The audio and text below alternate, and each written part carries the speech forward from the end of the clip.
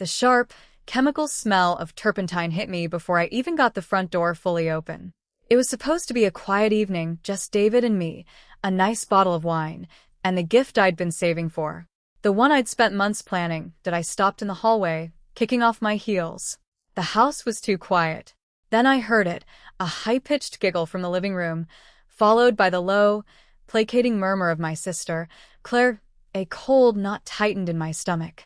I walked into the living room, and my world tilted on its axis. There, spread across our new oak coffee table, was the hand-painted silk scarf. The one I'd commissioned from an artist in Florence. The one that cost a small fortune and was supposed to be a symbol of our 10-year anniversary. It was now a Jackson Pollock nightmare of neon green, purple, and red fingerprints. In the center, in wobbly, uneven letters, my 3-year-old nephew, Leo, had scrawled his name. Claire was lounging on my couch, scrolling through her phone. She looked up and offered a weak smile. "Hey, we let ourselves in." The door was unlocked.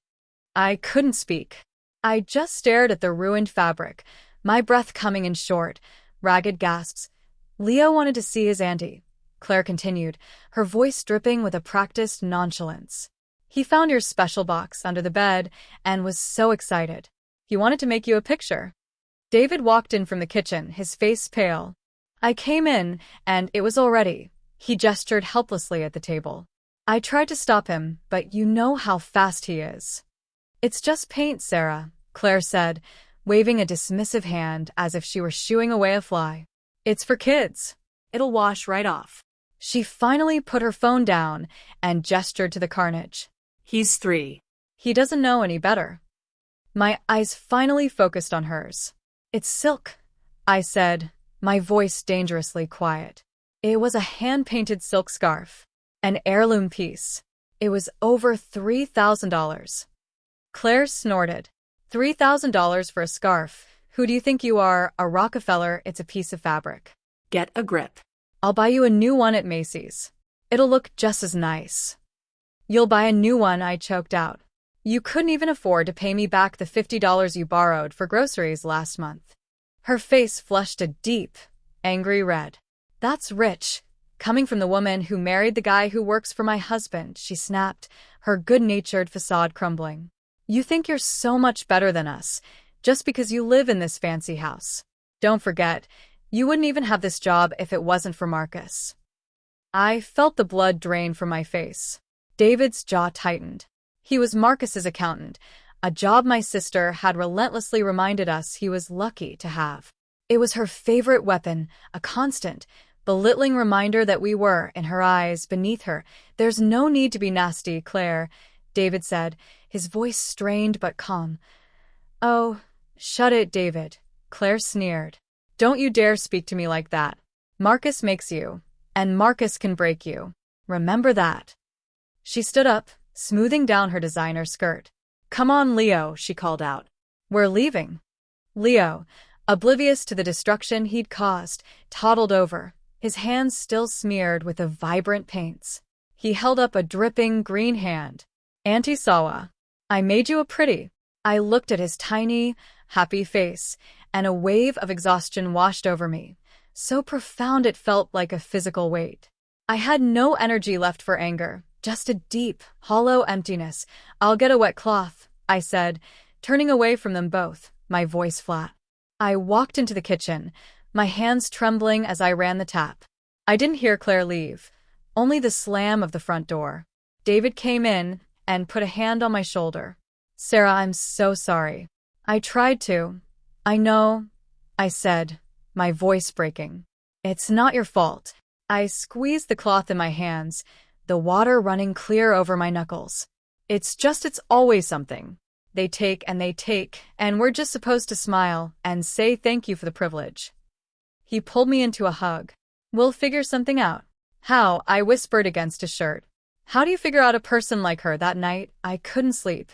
The image of my destroyed gift was seared into my mind. At 3 a.m., I gave up and went to my home office. The flashing light on my printer caught my eye. I went over and saw a thick envelope that had been shoved in the paper feed tray, half hidden by a stack of bills. It had a lawyer's return address in Boston. I pulled it out, my heart hammering. It was addressed to me and David. The letter inside was formal, cold, and devastatingly clear. My great Aunt Beatrice, the one who had loved me unconditionally and whom I'd visited every Christmas, the one Claire had always called a weird old bat, had passed away 3 months ago. I'd been told it was a quiet, peaceful passing. This letter was the settlement of her estate. I read the words once, twice, then a third time, my eyes blurring. It detailed the sale of her modest seaside cottage in Maine, a place I had cherished, a place where I felt truly loved. The final statement, the bottom line, made me drop the letter onto the desk as if it were on fire. My hands were shaking as I picked it up again. The number was dizzying. I'd known my great-aunt was comfortable. She was a shrewd investor, and she'd always bequeathed me a small, sentimental piece of jewelry or a first-edition book. But this was different. The letter stated that the proceeds from her entire estate were to be divided.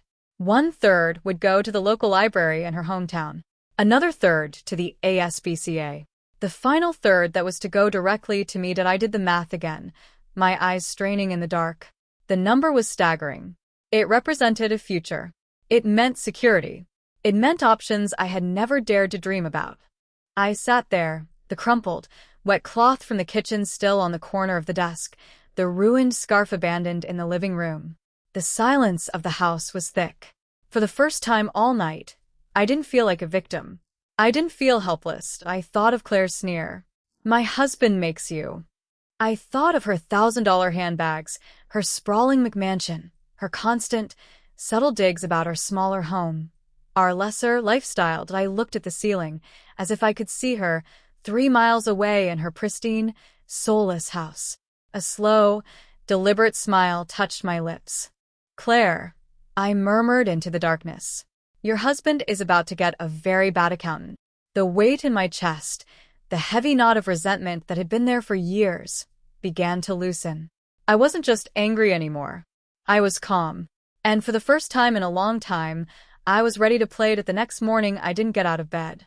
I just lay there, staring at the ceiling, feeling the tectonic plates of my life shift beneath me. David woke up, rolled over, and immediately saw the expression on my face. Sarah, he asked, his voice thick with sleep. You okay? I didn't say anything. I just picked up the letter from my nightstand and handed it to him. I watched his eyes scan the page. First confusion, then disbelief, then a raw, unadulterated shock that washed the color from his face. Is this real? He whispered, his hands trembling. Yes, I said, my voice steady. It's real, David. It's from the law firm of Patterson, Hayes and Miller. He sat up, pressing his palm to his forehead. I don't understand. Great Aunt Beatrice, she was just a sweet old lady. I knew she had some money, but she lived simply, I said. She taught me to knit. She used to grow tomatoes. She drove a beat-up old Volvo for 20 years. I never knew. She never wanted anyone to know. It wasn't about the money to her. It was about living a life of integrity. David looked at me, his eyes wide. So, what do we do now? First, we make sure it's legitimate, I said, sitting up. But I looked at the paperwork carefully. It's notarized. It's legal. We have to go see a lawyer today to verify it, but I have no reason to believe it's a lie. I swung my legs out of bed and walked to the window. The sun was just starting to rise, painting the sky in soft pinks and oranges. For the first time in years, I felt like I was looking at a new dawn. You know what this means, right? I said, turning to look at him. It means we're not trapped anymore. David got up and came to stand beside me. What do you want to do? I turned my head and looked at him. I want to make Claire sweat. We spent the entire day at a law firm. A different one. Not the one that handled Great Aunt Beatrice's estate. We needed an advocate, someone who could help us navigate this new reality with clear eyes and a cool head. We hired a woman named Anya Petrova, a sharp-eyed, no-nonsense attorney with a reputation for being a ruthless negotiator. She reviewed the documents in 2 hours, then gave us her verdict. This is a straightforward inheritance, she said. There are no liens, no outstanding debts, no contingencies. The money is yours to do with as you please. Congratulations. Thank you, I said. Now, there's one more thing I need to discuss with you. It involves a toxic family dynamic, a manipulative sister, and the need for a strategic, financial separation. Anya's eyes narrowed. You have my full attention. I didn't go into the specifics of the scarf. I didn't want to sound petty. But I painted a picture of a parasitic relationship, a family that saw us as a resource to be exploited, not people to be loved. I told her about the constant belittling, the financial loans that never came back, the comments about David's job being a favor from her husband, Marcus. I want to resign my husband from Marcus's company, I said. Effective immediately. David looked at me, startled. Sarah, that's the only job I have. If I quit, we'll have no income. You have an income, I said, holding up the letter. We have more than enough to live on. But more importantly, we have the power to never be beholden to them again. Anya nodded thoughtfully. Resigning is a smart move. It severs the financial link. They can't hold his job over your head anymore. However, it's important to do it properly. A formal resignation letter, with proper notice, to avoid any legal entanglements. And I would advise a neutral reference if they ask. We don't want to burn bridges you might need later. I don't want to burn bridges, I said. I want to dismantle the bridge brick by brick. That evening, I sat down at my computer and composed the resignation letter. It was professional, polite, and utterly final. I didn't mention Claire or Leo. I didn't mention the scarf. I didn't mention the inheritance. I just wrote that David was pursuing other opportunities and that his last day would be in 2 weeks. It felt monumental, like cutting the last rope tethering us to a sinking ship. We're going to tell them, I said to David that night. On Saturday, at dinner at their house. Claire is hosting that awful dinner party for Marcus's clients. A full show of their wealth and status. We're going to go, and we're going to drop the news like a bomb. David looked pale. You want to do it there in front of all those people? Yes, I said, my voice hard. I want them to see me. I want them to know that the people they've been looking down on for years are no longer beneath them. I want Claire to choke on her fancy canapes. On Saturday, we got dressed. I chose a simple, elegant dress, nothing too flashy. But I wore the pearl necklace Great Aunt Beatrice had left me in a separate, smaller bequest. It was a silent tribute to her. David wore a tailored suit that he hadn't worn in years. Claire's house was a monument to ostentation. Marble floors, a chandelier that could have lit a small stadium, a kitchen bigger than my entire apartment. She greeted us at the door with a practiced social smile that didn't reach her eyes. Sarah, she said, air-kissing me on both cheeks. So glad you could make it. And David, she added, her tone a fraction cooler.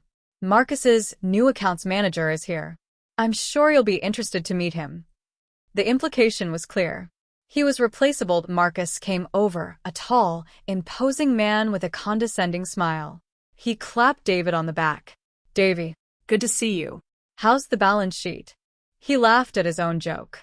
It was the same joke he always made, the one that always reminded David of his subordinate status. That I smiled sweetly. Oh, David's doing much more than balance sheets these days. He's looking at a much bigger picture. Marcus's smile faltered. What do you mean? I glanced at David. He gave me a subtle nod. We had rehearsed this. It was time. I said, my voice clear and ringing just enough to draw the attention of the nearby guests.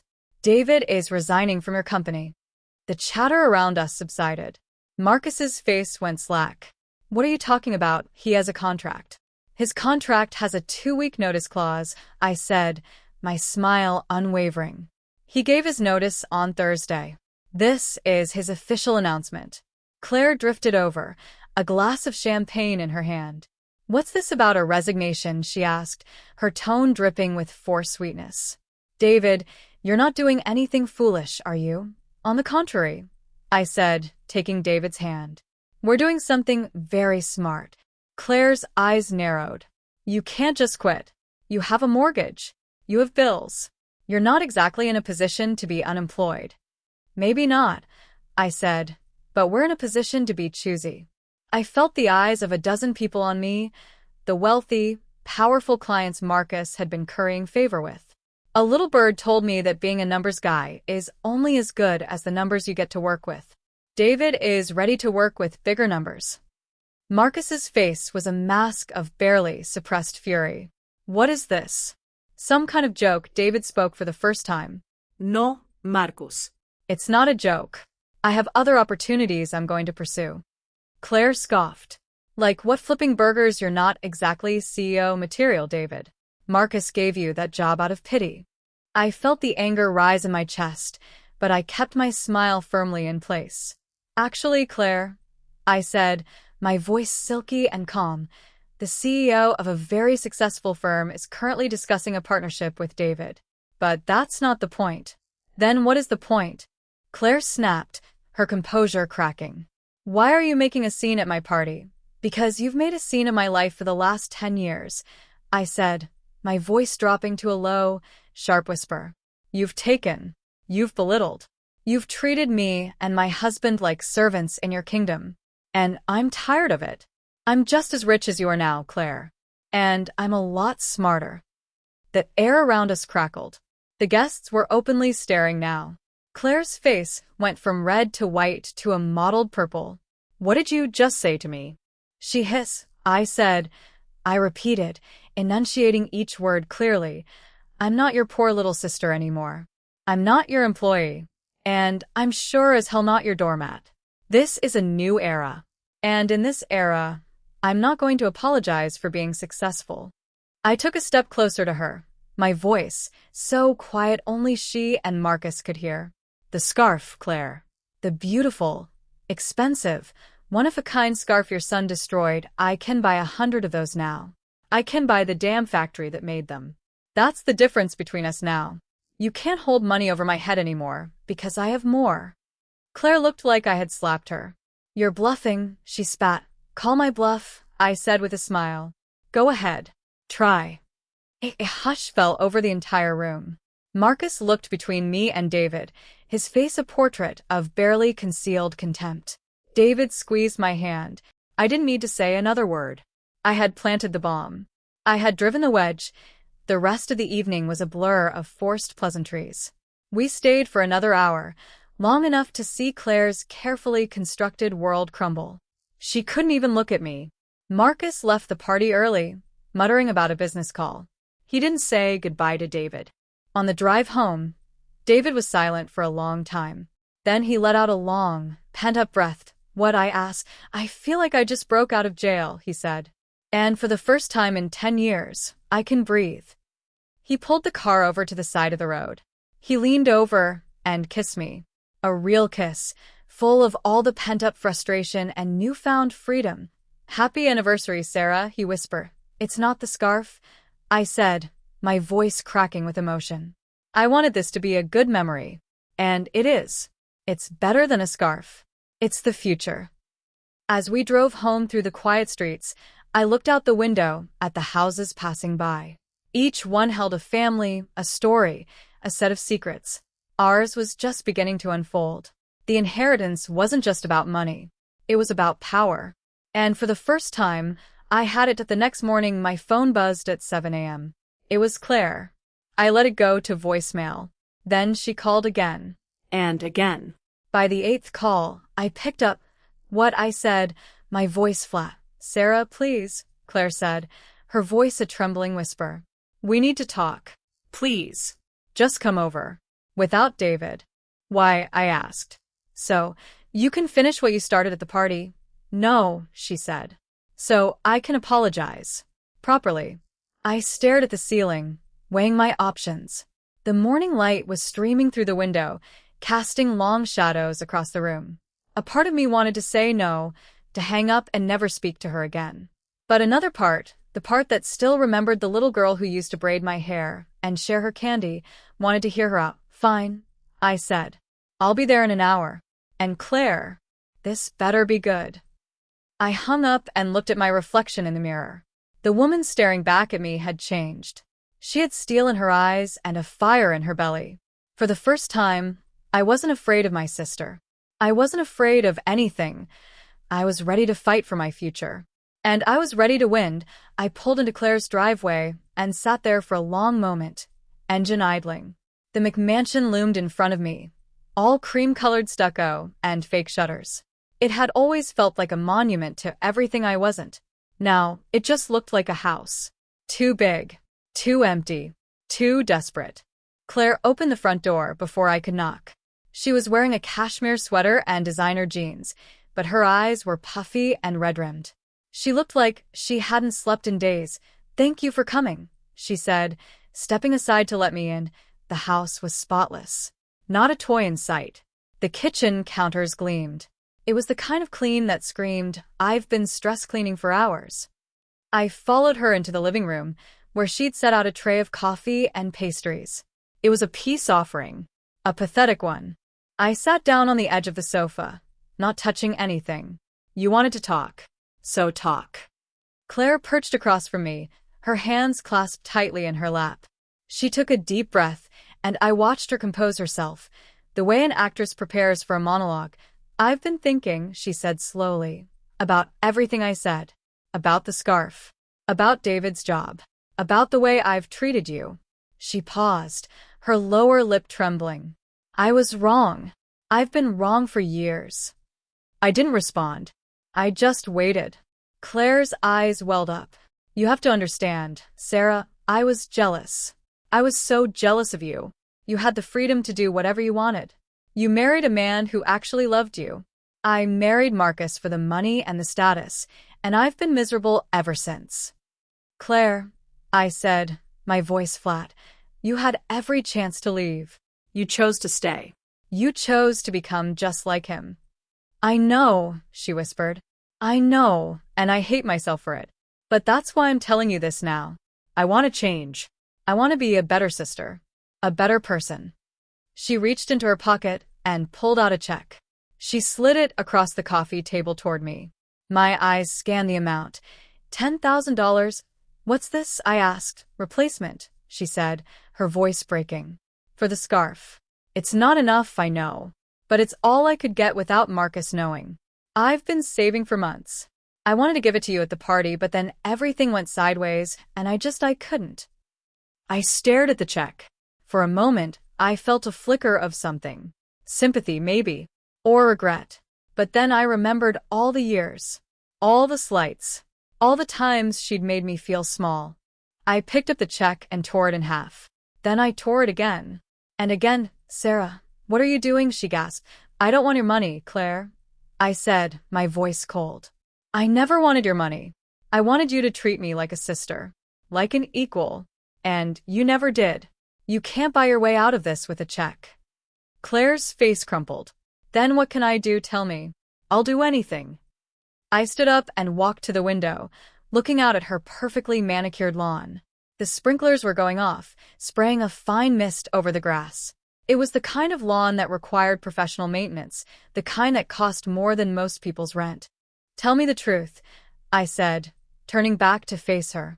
"Why are you really apologizing? Is it because you feel guilty, or is it because Marcus is in trouble?" Claire's eyes widened. "I don't know what you're talking about. Don't lie to me," I said. "I've been lying to myself about you for years, but I'm done. I know about the Greenleaf merger. I know it's falling apart. And I know Marcus is scrambling to find investors." Claire's mask crumbled entirely. She slumped back in her chair, her face pale. "How did you know?" "Because David was his accountant for 6 years, I said. "He knows every dirty secret in that company. The slush funds. The embezzlement. The way Marcus has been cooking the books to hide his losses. He told me everything." "You can't prove any of that," Claire said, her voice barely a whisper. "I don't need to prove it," I said. "I just need to know it. And now Marcus knows that I know it." Claire started to cry. Real tears, ugly and uncontrolled. "He's going to lose everything, Sarah. The house. The cars. Everything. I can't go back to being poor. I can't." "Then maybe you should have thought about that before you treated everyone like they were beneath you," I said.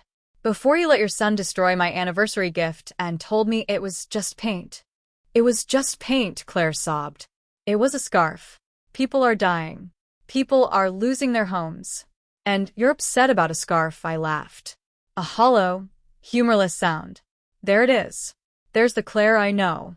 You can't even apologize without making it about yourself." I walked to the door, my hand on the handle. I'm done, Claire. I'm done being your punching bag. I'm done being the person you use to make yourself feel better. If you ever want a real relationship with me, you need to figure out how to be a decent human being. And I mean really figure it out, not just pretend for a day. Sarah, wait, she called out. Please. I need your help.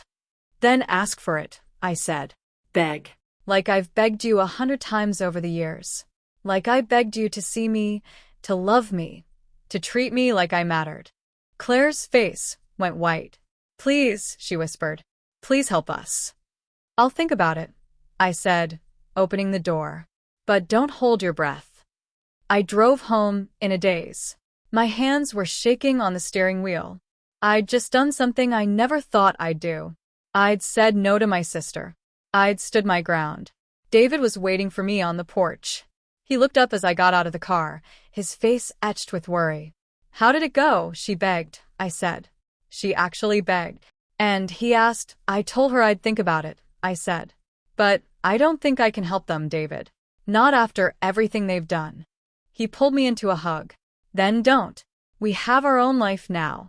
We don't owe them anything. That night, I couldn't sleep again. I kept thinking about Claire's face, the desperation in her eyes. It wasn't just about the money. It was about losing everything she'd built her identity around. The status, the power, the illusion that she was better than everyone else. And then I thought about Great Aunt Beatrice. She'd lived a simple life, but she'd been rich in ways that mattered. She'd had friends who loved her. She'd had a garden she tended every day. She'd had me that I got up and walked to my office. The letter from the law firm was still on my desk. I picked it up and read it again. The number was still the same. Still staggering. Still life-changing. Then I turned to my computer and opened my email.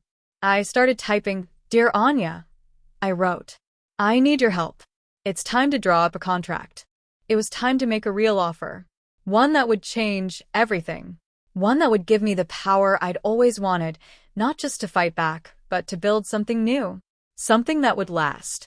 Something that would make Great Aunt Beatrice proud. The next week was a blur of legal documents, phone calls, and sleepless nights.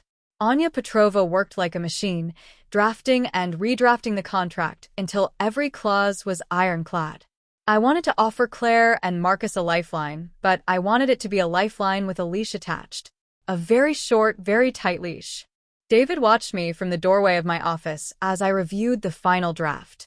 Are you sure about this? He asked. Once you send this, there's no going back. I know, I said, not looking up. That's the point. The contract was simple in structure, but devastating in its implications. I would offer Marcus a bridge loan of $500,000, enough to stabilize his company for 6 months, but not enough to save him outright. In exchange, I would take a 49% stake in the business. Not a controlling share, but close enough to make my presence felt. I would also require a complete financial audit, conducted by a firm of my choosing, and full transparency on all past and future transactions. The kicker was the personal clause. If Marcus or Claire violated any of the terms, if they tried to hide assets, if they made disparaging remarks about me or David in public, if they so much as looked at me sideways, the loan would be called in immediately, and my stake would revert to a controlling interest, and I knew it was ruthless. I knew it was the kind of move Claire would have made in my position. But that was the point. I was done playing nice. I was done being the victim. This is going to destroy them, David said, his voice quiet. Maybe, I said, finally looking up at him. But they've had years to change. They chose not to. This isn't about revenge, David. It's about accountability. He nodded slowly. Okay. But you're the one who has to deliver it. I drove to Claire's house on a Saturday afternoon. The sky was overcast, a thin gray blanket that seemed to press down on the entire neighborhood. Claire opened the door with a tentative smile, clearly expecting a reconciliation. Sarah, she said, stepping aside. Come in. Marcus is in the study. He's been so worried about you. Worried about me? Or worried about my money? I asked, walking past her. She flinched, but didn't respond.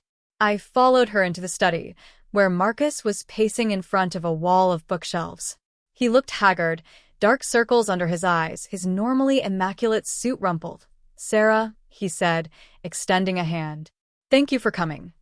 I ignored his hand and sat down in the leather armchair across from his desk. "I have an offer for you. It's a contract. I suggest you read it carefully." I pulled the document from my bag and slid it across the desk. Marcus snatched it up, scanning the pages with growing disbelief. His face went from pale to flushed to a mottled purple. "What is this?" he demanded, slamming the contract down. "A hostile takeover. It's a loan," I said calmly. "With conditions." "Conditions?" Claire snapped, stepping forward. "These aren't conditions. These are chains. You want to own us. I want to ensure that you don't destroy yourselves," I said, "and that you don't drag me down with you. Everything in that contract is designed to protect my investment. If you can't handle that, you're free to find another investor." Marcus laughed bitterly. "Who else would invest in a sinking ship? You know exactly what you're doing." "Yes," I said. Ida. The room fell silent. Claire looked at Marcus, her expression a mixture of fear and desperation. Marcus stared at me, his jaw tight. "You're just like your sister," he said finally. "You're both sharks." "I learned from the best," I said. "Now, do we have a deal, or do I walk?" Marcus looked at the contract again. I could see the calculations running through his head. The desperate arithmetic of a man who had spent his whole life believing he was untouchable, only to realize that the house of cards he'd built was about to collapse. "Give us a week," he said finally. "We need to talk this over." "You have 3 days," I said, standing up. "After that, the offer expires. And you can be sure I won't make the same offer twice." I walked out without looking back. Claire followed me to the door, her heels clicking on the marble floor. "Sarah, wait," she called out. Please. "I need to ask you something." I turned to face her. "What? When did you become so hard?" she asked, her voice trembling. "When did you become so cold?" The question hit me like a punch to the gut. I stared at her, and for a moment, I saw the little girl we used to be. The one who braided my hair and shared her candy. The one who held my hand when I was scared of the dark. "The day you told me I was a nobody," I said quietly. "The day you told me David was lucky to have a job, and I was lucky to have you. That's when." Claire's face crumpled. "I didn't mean it," she whispered. "I was just jealous. You had everything I wanted. Love, happiness, a real family." "Then why didn't you say that?" I asked. "Why didn't you just tell me the truth?" "Because I was scared," she said. "Scared that you'd see me for what I really am. Scared that you'd leave me." "I already left you," I said. "You just didn't notice until now." I turned and walked to my car, leaving her standing in the doorway. The drive home was a blur. My hands were shaking again, but not from anger. From something else. Something I couldn't quite name. When I got home, David was waiting on the porch. He didn't say anything. He just pulled me into a hug and held me for a long, long time. "It's done," I said into his chest. I gave them the contract. "They have 3 days to decide." He pulled back and looked at me. "And if they say no, then they lose everything," I said. "And I walk away clean." That night, I dreamed of Great Aunt Beatrice. She was sitting in her garden, the one with the wild roses and the crooked fence. She was wearing her old straw hat, the one with the faded ribbon. "You did the right thing," she said, her voice soft but clear. "You stood up for yourself. That's all I ever wanted for you." "Did I go too far?" I asked. "Am I turning into them?" She smiled, the same gentle smile I remembered from all those Christmases ago. "You're turning into yourself. That's the hardest thing there is." I woke up with tears on my face. The sun was streaming through the window, and for a moment, I felt a sense of peace I hadn't felt in years. Then my phone buzzed. It was Anya. "I just received a signed copy of the contract," she said. "Marcus and Claire accepted. The deal is done." I sat up slowly, the weight of the moment settling on my shoulders. I had won, but winning didn't feel like victory. It felt like the end of something, and the beginning of something else entirely. The first board meeting was scheduled for a Tuesday morning. I woke up at 5, my stomach churning with a mixture of anxiety and anticipation. David was still asleep, his breathing slow and even. I slipped out of bed and stood in front of the mirror, studying my reflection. The woman staring back at me was a stranger. She wore a navy blue suit, crisp and tailored. Her hair was pulled back in a severe bun. Her face was composed, her eyes hard. She looked like someone who meant business. She looked like someone who could destroy a man's career with a single phone call that I didn't recognize her. But I was starting to like her. Marcus's office was on the 42nd floor of a glass tower downtown. The elevator ride was interminable, each floor ticking by with a soft chime. I stepped out into a lobby that was all chrome and marble, the kind of space designed to intimidate.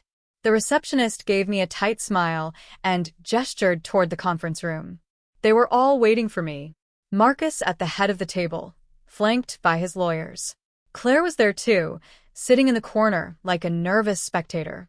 Her eyes met mine for a moment, then darted away. "Sarah," Marcus said, standing up.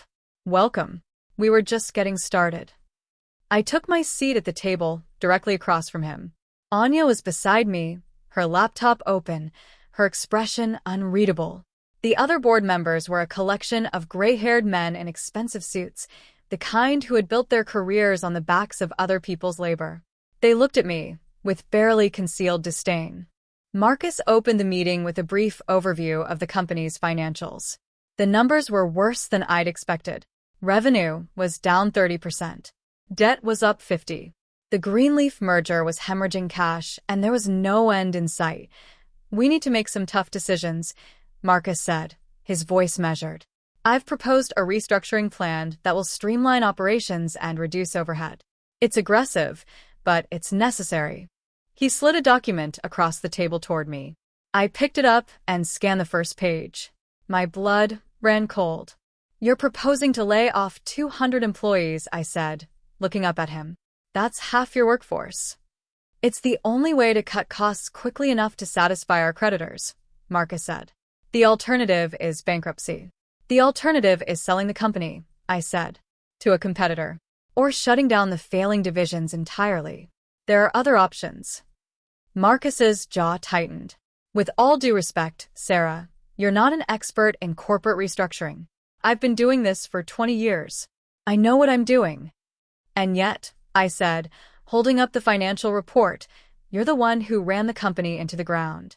Forgive me if I'm not convinced by your expertise." The room went dead silent. Claire shifted in her seat, her eyes wide. The lawyers exchanged uneasy glances. Marcus leaned forward, his voice dropping to a low growl. "You can't just waltz in here and start making demands. You hold 49% of the company. That's not a controlling stake." "No," I agreed. "But I hold the loan. The loan that's keeping this company afloat. And if I don't like what I see, I can call that loan in at any time." Marcus's face went white. "That would destroy the company." "Yes," I said. "It would." The silence stretched out between us, thick and suffocating. I held his gaze, refusing to look away. Finally, Marcus leaned back in his chair, a defeated slump to his shoulders. "What do you want?" he asked. "I want an independent audit," I said. "I want full transparency on every financial transaction this company has made in the last 5 years. And I want a say in every major decision from now on." "That's not in the contract," Marcus's lawyer said quickly. "It's in the spirit of the contract," I said. "And if you don't agree, I'll walk away right now. You can try to save this company on your own." Marcus looked at his lawyers, then at Claire, then back at me. He nodded slowly, the fight draining out of him. "Fine. "You'll get your audit. But this is a one-time concession. Don't get used to it." I smiled. "We'll see." The rest of the meeting was a blur of technical jargon and spreadsheet projections. I nodded along, taking notes, asking the occasional pointed question. By the time the meeting ended, I felt like I'd run a marathon. Anya caught up with me in the elevator. "That was brilliant," she said. "You completely dominated him." "I didn't dominate him," I said. "I just reminded him who's in charge." "He knows now," Anya said. "But he's not going to forget it. You've made an enemy for life." "I know," I said. "That's the point." Over the next few weeks, The audit uncovered a litany of financial misdeeds. Marcus had been siphoning money from the company for years, using it to fund his lavish lifestyle. He'd hidden losses through a series of shell companies and fabricated invoices. He'd lied to his board, his employees, and his creditors. I presented the findings at a board meeting, my voice calm and measured. Marcus sat across from me, his face a mask of barely contained rage. Claire was there too, her hands clasped tightly in her lap. In light of these findings, I said, I'm recommending that we take immediate action. Marcus should be removed as CEO. A new interim CEO should be appointed, pending a full investigation by the authorities. You can't do this, Marcus sputtered. This is my company. I built it from nothing. You built it on a foundation of lies, I said. And now it's collapsing. The only question is how many people you're going to take down with you. Claire stood up suddenly, her face pale. Sarah, can I talk to you alone? I hesitated, then nodded. We stepped into the hallway, closing the door behind us. The corridor was empty, the fluorescent lights buzzing overhead. What do you want? I asked. Please, Claire said, her voice cracking. Don't do this. He's my husband. He's the father of my child. If you destroy him, you destroy us. He did this to himself, I said. I'm just the one holding the mirror. Claire grabbed my arm, her grip surprisingly strong. You can't be this cruel. You were my sister. You were the one person in the world who understood me. Understood you, I said, pulling my arm away. I never understood you, Claire. I spent my whole life trying to please you, and you spent your whole life making me feel small. You don't get to play the victim now. Claire's face crumpled. I know I made mistakes. I know I treated you badly. But this isn't about me. It's about Leo. He's just a child. He doesn't deserve to lose everything because of his parents' mistakes. I looked at her for a long moment, the weight of her words settling on my shoulders. My nephew. The little boy who had destroyed my scarf with his sticky, paint-covered fingers. The little boy who had no idea what he was doing. You're right, I said finally. He doesn't deserve that. And I'm not going to punish him for your mistakes. Claire's face lit up with hope. So you'll drop the charges, you'll let Marcus stay. I didn't say that, I said. I'm not going to punish Leo. But Marcus is going to face the consequences of his actions. That's non-negotiable. Sarah, please. No, I said, cutting her off. I've made my decision. You can hate me for it if you want. But I'm not backing down. I turned and walked back into the conference room, leaving Claire standing in the hallway. The board members looked up as I entered, their expressions expectant. Let's continue, I said, taking my seat. We have a lot of work to do. Marcus stared at me, his eyes burning with hatred. But he didn't say a word. He knew he'd lost. And he knew there was nothing he could do to change it. The fallout was immediate and brutal. Marcus was removed from his position within 48 hours, and the board appointed an interim CEO named Patricia Holloway, a steel-eyed woman in her 60s who had a reputation for turning around failing companies. She was ruthless, efficient, and entirely unimpressed by the drama that had preceded her arrival. She'll have you out by the end of the month, Marcus hissed at me as he cleaned out his office. You think you've won, but you've just made yourself a target. I've been a target my whole life, I said. I'm used to it. He slammed a box of personal effects onto his desk, his face contorted with rage. You're a viper, Sarah. A snake in the grass. I trusted you. You trusted me to be weak, I said. That was your mistake.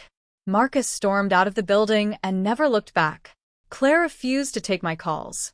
My mother sent a scathing email calling me a heartless traitor and threatening to cut me out of her will. I didn't respond. There was nothing left to say. But the worst part was Leo. I hadn't seen him since that night at Claire's house, and I found myself missing him in ways that surprised me. He was just a child, innocent of his parents' sins. He deserved better than to be caught in the middle of this war. A week after Marcus's departure, I received a handwritten letter from Claire. It was brief, barely 2 paragraphs, but it was enough to break my heart. Sarah, you've won. I hope you're happy. Marcus is gone. The house is in foreclosure. I've had to pull Leo out of his preschool. We're moving in with Mom until we can figure out what to do next. I never thought you could be this cruel. I was wrong about you. I was wrong about everything. I read the letter 3 times, then folded it carefully and placed it in my desk drawer. The anger I'd been carrying for so long had faded, replaced by something else. Guilt. Regret. A hollow ache that wouldn't go away. David found me, staring out the window that night.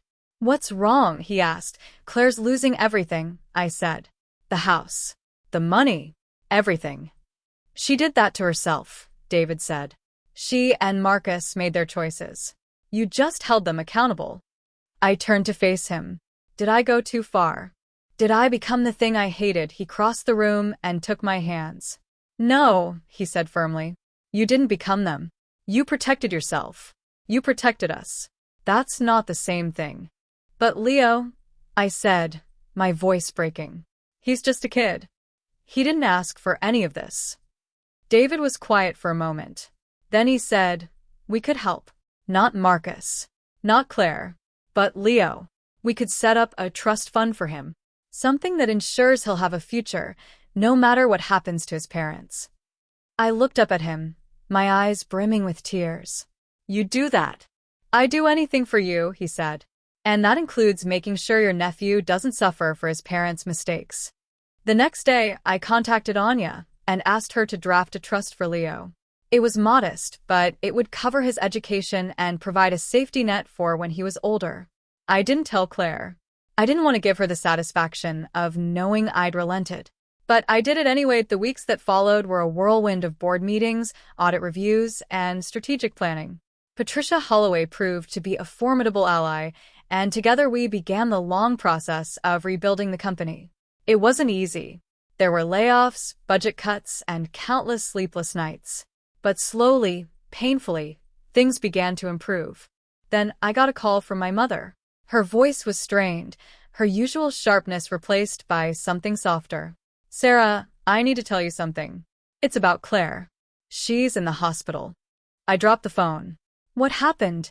"She tried to kill herself," my mother said, her voice breaking. "She's in the ICU. They think she's going to be okay, but it's touch and go." I drove to the hospital in a daze. The fluorescent lights of the waiting room seemed to hum with a life of their own. My mother was there, her face pale and haggard. She looked at me with a mixture of anger and relief. "She didn't leave a note," my mother said. "But we know why she did it." The shame. The humiliation. All of it. "Mom, I didn't." "I know you didn't," my mother interrupted. "I know you didn't push her. But you were the one who started all of this. You have to live with that." Claire was unconscious when I finally saw her. She looked smaller than I remembered, her face pale and waxy against the hospital pillow. Machines beeped and whirred around her, a symphony of clinical efficiency. I pulled up a chair and sat beside her. "I'm sorry," you whispered. "I'm so sorry." She didn't respond. I wasn't sure she ever would. I stayed at the hospital for 3 days, sleeping in the waiting room chair, barely eating. David brought me food and clean clothes, but I couldn't bring myself to leave. I needed to be there. I needed to see her wake up.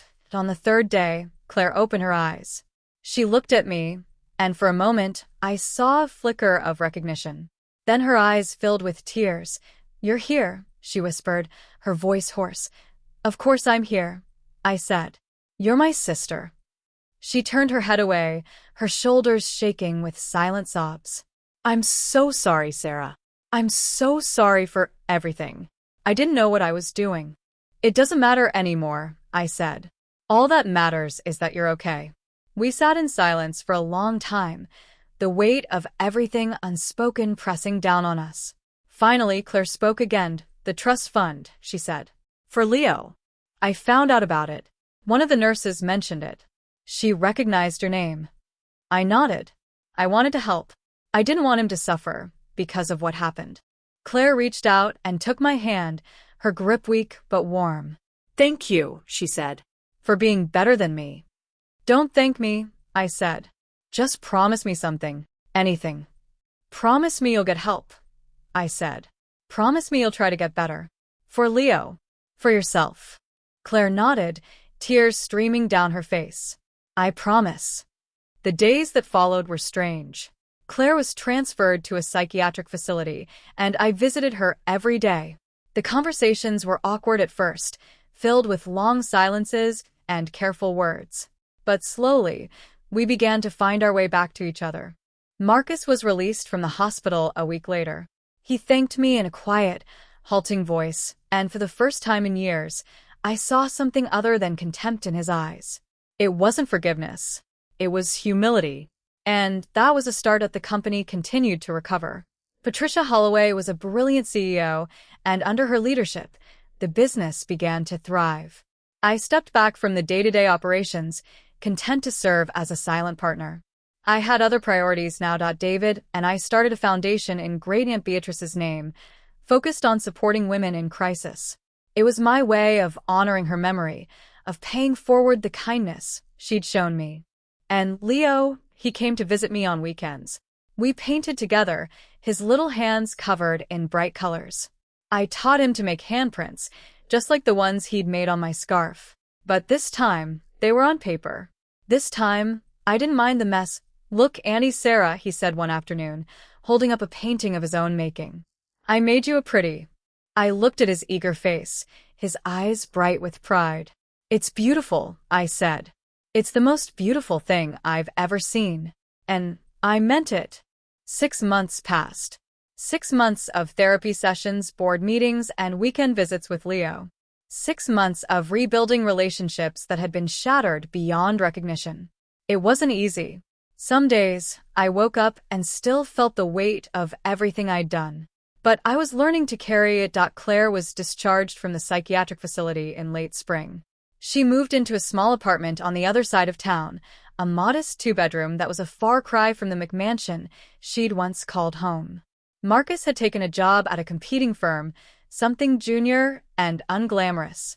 He was working his way back up from the bottom, and from what I heard, he was doing it with a humility he'd never shown before. I visited Claire on a Saturday afternoon. The apartment was sparse but clean, the walls bare except for a few of Leo's paintings. She offered me tea, and we sat at the kitchen table, the silence between us no longer hostile but still fragile. "How are you doing?" I asked. She shrugged, wrapping her hands around her mug. "Better. Some days are harder than others. But the therapist says I'm making progress." "That's good," I said. "I'm proud of you." Claire looked at me, her eyes searching mine. "You know, I never thought we'd be here. After everything that happened, I thought I'd never speak to you again." "I thought the same thing," I admitted. "But I'm glad we're here. I'm glad we're trying." She reached across the table and took my hand. "I know I've said this before, but I'm so sorry. For everything. The scarf. The way I treated you.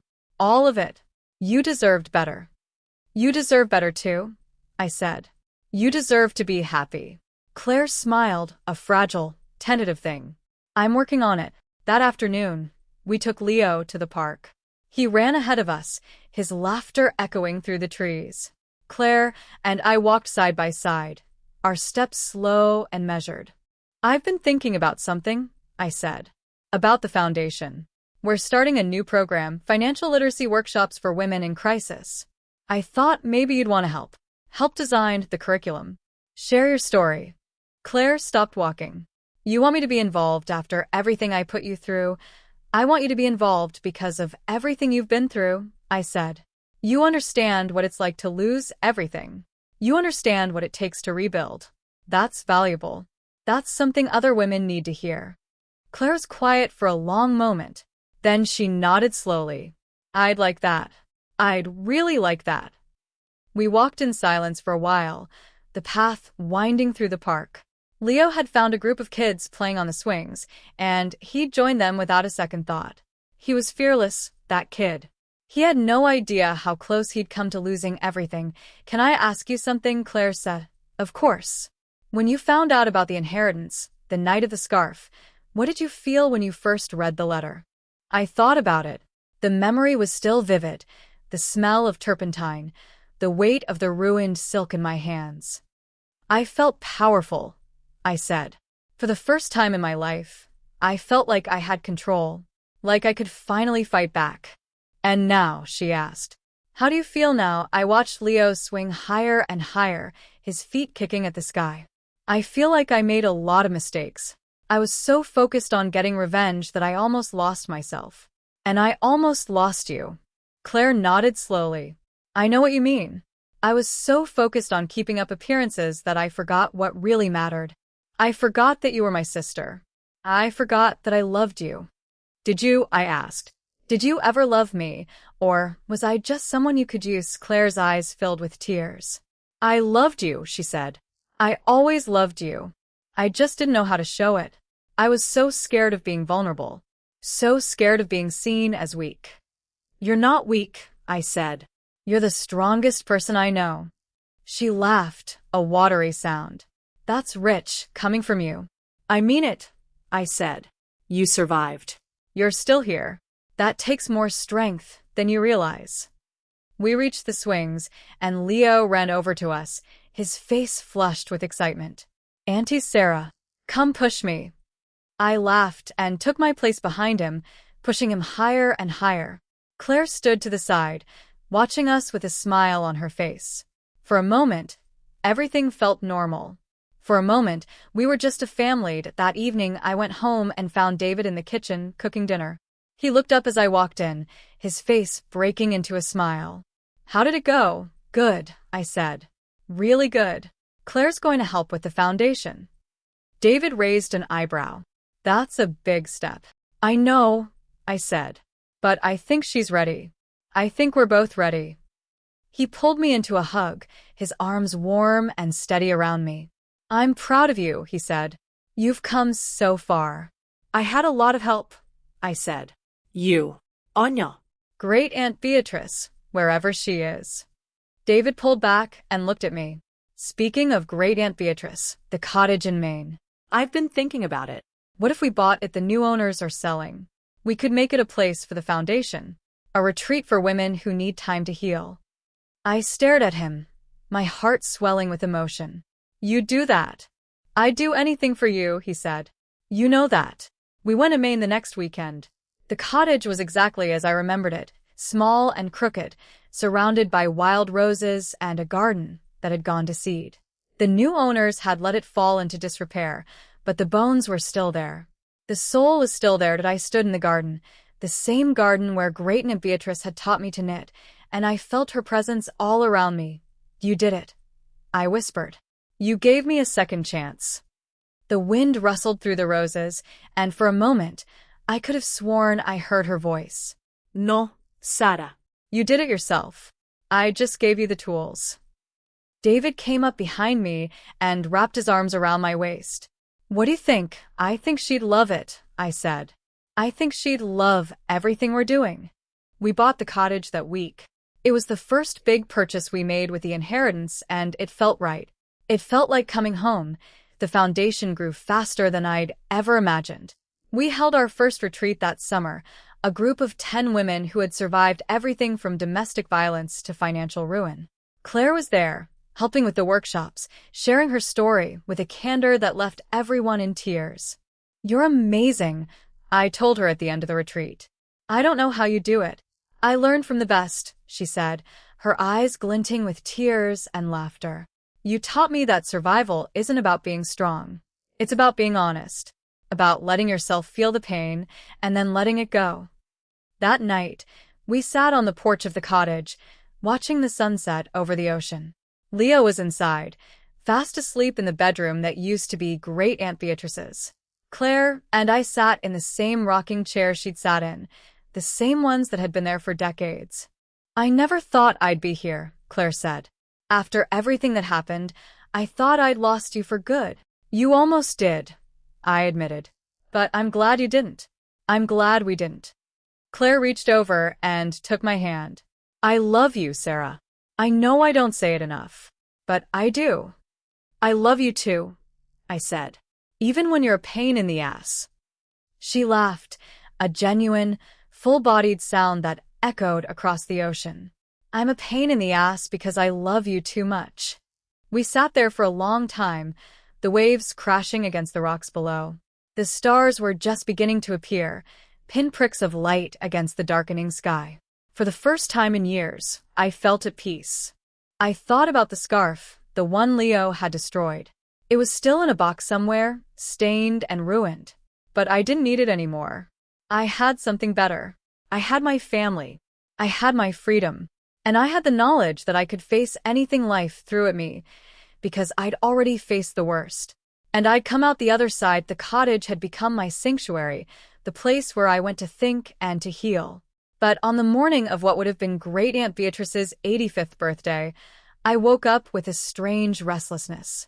The sun was just rising over the ocean, painting the sky in shades of lavender and gold, and I knew I couldn't stay inside. I walked down to the water's edge, the cold sand squishing between my toes. The waves were gentle, lapping at the shore with a rhythmic consistency that felt almost like a heartbeat.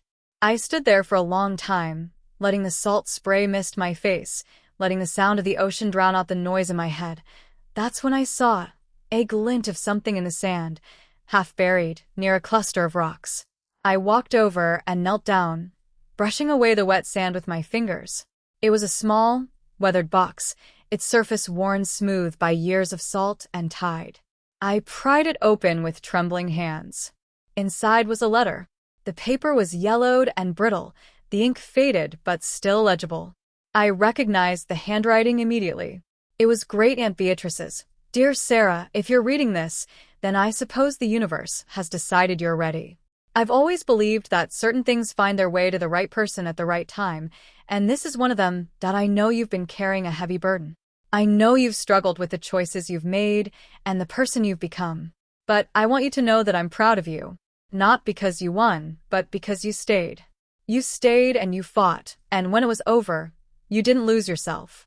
The scarf you gave me when you were 12, the one you made yourself with all those crooked stitches, I kept it until the day I died.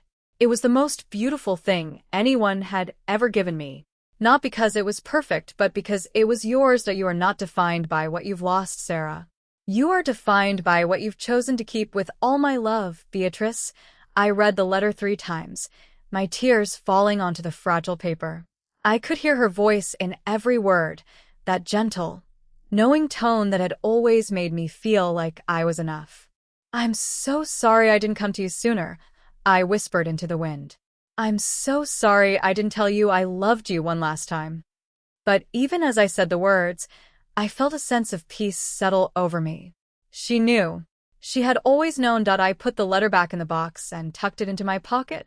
When I looked up, I saw a figure approaching from the cottage. It was Claire, wrapped in a blanket, her hair still mussed from sleep. Couldn't sleep either, she called out, and I shook my head. I found something. A letter from Beatrice. Claire walked over and sat down beside me on the sand. What did it say? I handed her the letter and watched her read it. Her face softened, her eyes glistening with unshed tears. She was always a wise old bird, Claire said, handing it back. I never gave her enough credit. Neither did I said. But I'm trying to change that. We sat in silence for a while, watching the sun climb higher into the sky. The beach was empty, the only sounds the cries of seabirds and the gentle crash of the waves. Sarah, Claire said finally, there's something I need to tell you. I've been keeping it for a while, and I think you deserve to know. I looked at her, my heart suddenly pounding. What is it? After the hospital, when I was in the psychiatric facility, I did a lot of thinking. About everything. About what I'd done, and why I'd done it. And I realized that I'd been hiding something from myself for years. She paused, taking a deep breath. Marcus isn't the only one who's been lying. I've been lying too. About the money, about our marriage, about everything. The truth is, I knew about Marcus's fraud. I knew for years. And I didn't stop him, because I was afraid of losing everything. I stared at her, the weight of her confessions settling over me. Why are you telling me this now? Because I want to be free, she said. Not just from Marcus, but from the person I became. I've already given the authorities a full statement. They're going to investigate me too. I might even go to prison. Claire, I said, my voice breaking. You can't. I can, she said firmly. I have to. It's the only way I can ever look myself in the mirror again. It's the only way I can ever be the mother Leo deserves. The waves crashed against the shore, and for a moment, I couldn't speak. I couldn't breathe. "I'll be there for you," I said finally. "Whatever happens, I'll be there." Claire smiled a real smile, free of the bitterness and resentment that had defined her for so long. "I know you will," she said. "That's why I'm not scared anymore." We walked back to the cottage hand in hand, the letter from Great-Aunt Beatrice tucked safely in my pocket. Leo was awake now, sitting at the kitchen table with a bowl of cereal. He looked up as we walked in, his face lighting up with a smile. "Auntie Sarah," he shouted, "can we paint today?" I looked at Claire and she nodded. "Let's do it," I said. "Let's make a mess." We spent the morning painting on the porch, our hands covered in bright colors. Leo made a handprint painting just like the one he'd made on my scarf all those months ago. But this time I didn't flinch. This time I laughed. "That's beautiful," I told him. "You're a real artist." "Just like you," he said, grinning when the painting was dry. I hung it on the wall of the cottage, right next to the portrait of Great-Aunt Beatrice that had been there for as long as I could remember. They looked perfect together, the old and the new, the past and the future.